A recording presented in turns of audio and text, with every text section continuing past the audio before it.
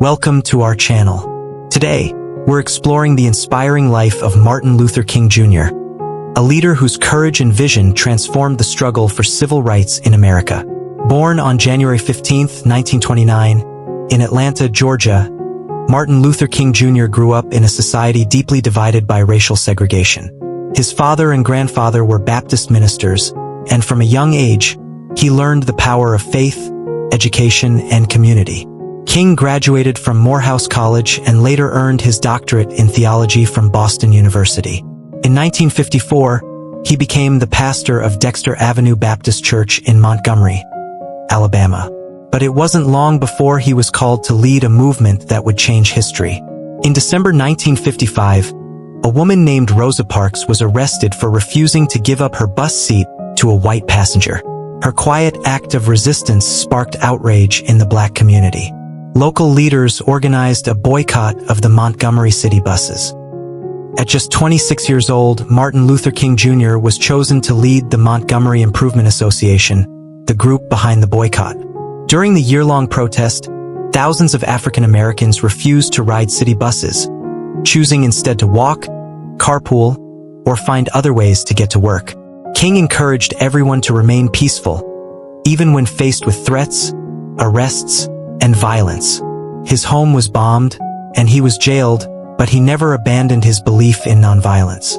Finally, after 381 days, the Supreme Court ruled that bus segregation was unconstitutional.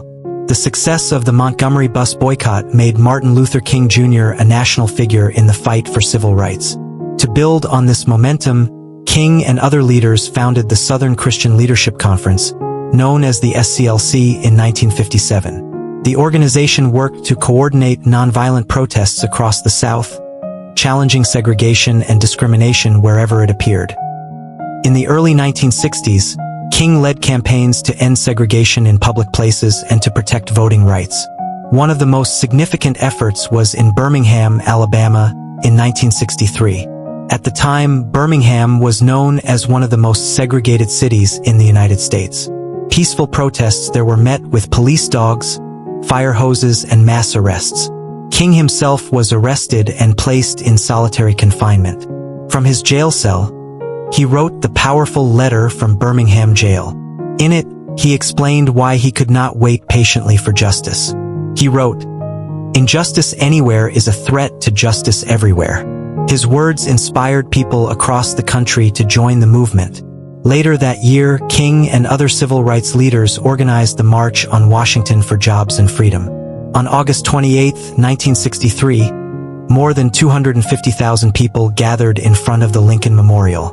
It was here that King delivered his most famous speech.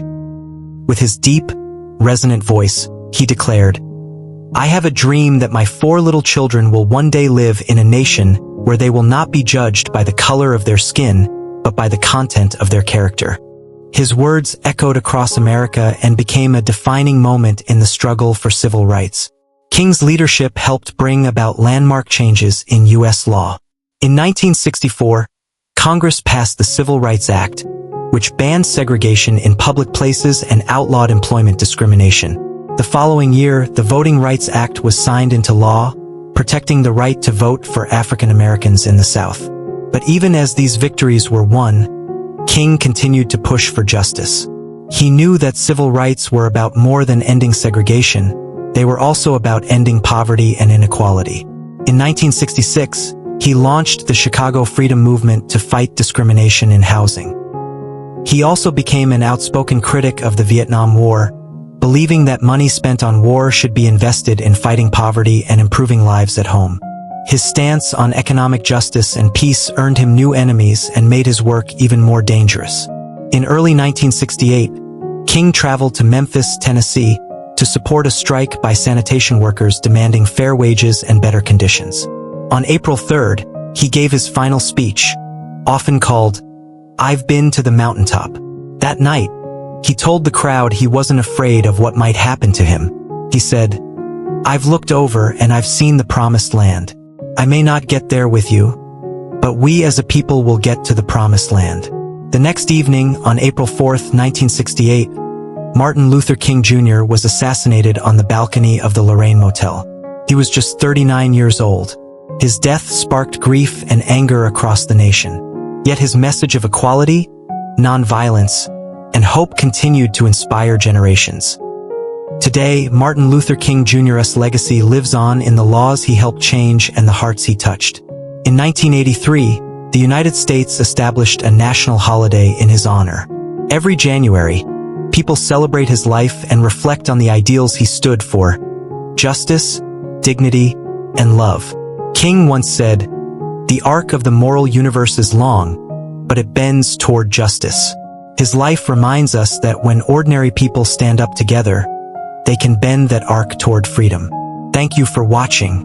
If you found this video inspiring, please like, share, and subscribe for more stories from history that changed the world.